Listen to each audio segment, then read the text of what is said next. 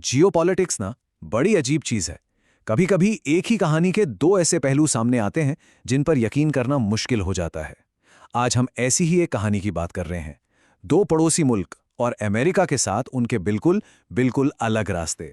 देखिए, एक तरफ तो इंडिया अमेरिका के साथ एक हिस्टोरिक डील का जश्न मना रहा था, और ठीक उसी वक्त दूसरी तरफ पाकिस्तान की पार्लियामेंट में अमेरिका के खिलाफ गुस्से का ज्वालामुखी फट पड़ा।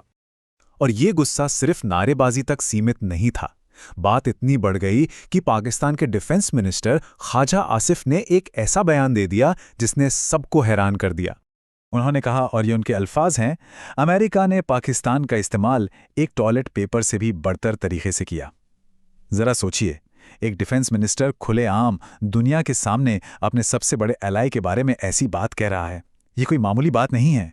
लेकिन ये सिर्फ गुस्से में निकला एक जुमला नहीं था। असलियत में ये एक तरह का कबूलनामा था। दशकों से जो भड़ास अंदर दबी हुई थी वो बाहर आ गई थी, और इसके पीछे की कहानी वो और भी गहरी है। ख्वाजा आसिफ ने पार्लियामेंट में साफ साफ माना कि पिछले 20 साल से पाकिस्तान ने खुद को वॉशिंगटन को एक तरह से किराए पर दे दिया था।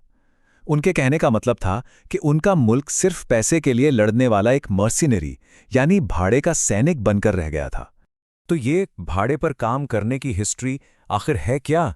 चलिए इस दावे को थोड़ा खंगालते हैं।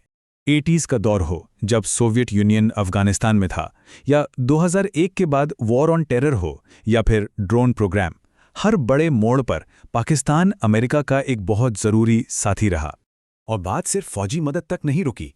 आसिफ ने तो ये तक मान लिया कि अमेरिका के मफाद के लिए पाकिस्तान ने अपने स्कूल की किताबों में जिहाद की परिभाषा तक बदल दी, ताकि अफगानिस्तान में लड़ने के लिए लोग तैयार किए जा सकें। इसके बाद उनके बयान ने एक और अजीब मोड़ लिया। उन्होंने इतिहास को ही बदलने की कोशिश की। दावा किया कि 1979 में सोवियत यूनियन को अफगानिस्तान में बुलाया गया था, जबकि सब जानते हैं कि सोवियत यूनियन ने अफगानिस्तान पर हमला किया था। और यही नहीं, उन्होंने एक और बड़ा चौंकाने वाला नंबर पेश किया। उनका दावा था कि अमेरिकन पॉलिसीज की वजह से 10 से 12 करोड़ मुसलमान मारे गए। एक ऐसा आंकड़ा जिसे सच साबित करना लगभग नामुमकिन है। तो सबसे बड़ा सवाल यही उठता है, आखिर ये सब अभी क्यों? इस जोरदार बयान के लिए यही वक्त क्यों चुना गया? असल में इसका जवाब एक बहुत ही नाजुक पॉलिटिकल बैलेंसिंग एक्ट में छिपा है। तो इसको ऐसे समझते हैं, एक तरफ है मजबूरी, पाकिस्तान की सरकार को देश चलाने के लिए अमेरिका बैक्ड IMF से लोन चाहिए ही चाहिए, और दूसरी तरफ है सियासत, अपनी जनता को खुश करना है जो ज्यादातर अमेरिका के खिलाफ है, तो उन्हें अमेरिका को गाली भी देनी पड़ती है। मतलब पैसा भी उसी से लो और बुरा भला भी उसी को कहो। और ठीक जब इस्लामाबाद इस पॉलिटिकल ड्रामा में उलझा हुआ है, तभी उसका पड़ोसी इंडिया इन सब से बहुत आगे निकल चुका है। वो दौर अब चला गया जब इंडिया और पाकिस्तान के बीच पीस बस चलती थी या बातचीत की उम्मीदें लगाई जाती थी। वो चैप्टर अब बंद हो चुका है।